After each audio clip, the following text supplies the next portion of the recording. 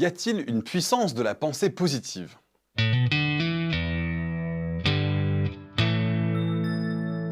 La pensée positive peut être définie comme le fait de passer en revue ses processus de pensée afin d'identifier des domaines ayant besoin d'être améliorés, puis d'employer les outils appropriés afin de les changer positivement en les orientant vers un but.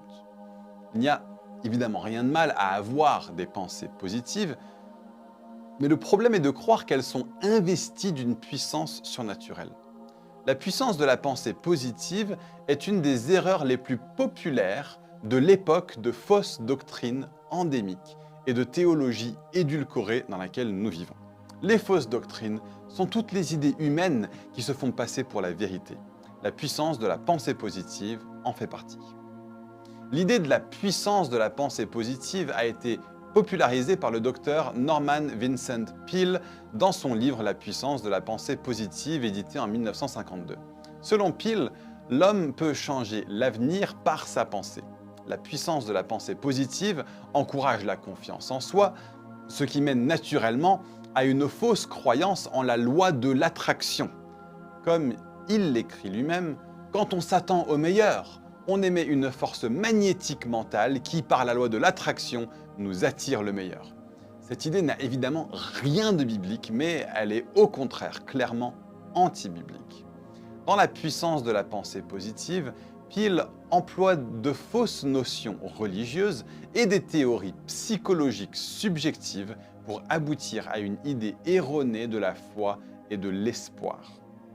Sa théorie fait partie du mouvement de développement personnel par lequel la personne cherche à créer sa propre réalité par ses efforts humains, par des images mentales et par la puissance de sa volonté. La vérité, elle, se trouve dans la Bible.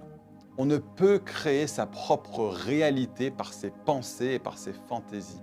La théorie de Peale est fausse parce qu'elle n'est pas basée sur la seule source de vérité. Les partisans de la puissance de la pensée positive affirment que leurs recherches appuient la validité de leur théorie, mais ces données sont très controversées. Certains travaux suggèrent une corrélation positive entre l'état d'esprit positif et notre performance, mais cela ne veut de loin pas dire que ce sont les pensées positives qui produisent ce résultat. Ces études semblent montrer que les personnes présentant une attitude positive ont tendance à avoir davantage confiance en elles et à vivre de meilleures expériences que celles qui présentent une attitude négative. Il n'y a cependant aucune preuve formelle du fait que nos pensées peuvent contrôler les événements. La pensée positive n'a aucune puissance inhérente pour changer l'avenir. Tout don vient de Dieu et pas de la puissance de la pensée positive. Et le meilleur de tous ces dons est le Saint-Esprit. La Bible dit que l'homme ne peut être bon par lui-même.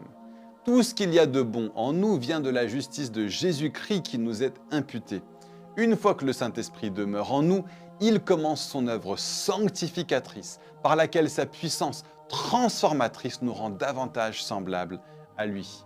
Pour nous améliorer et changer positivement, nous avons besoin de plus que de la puissance de la pensée positive.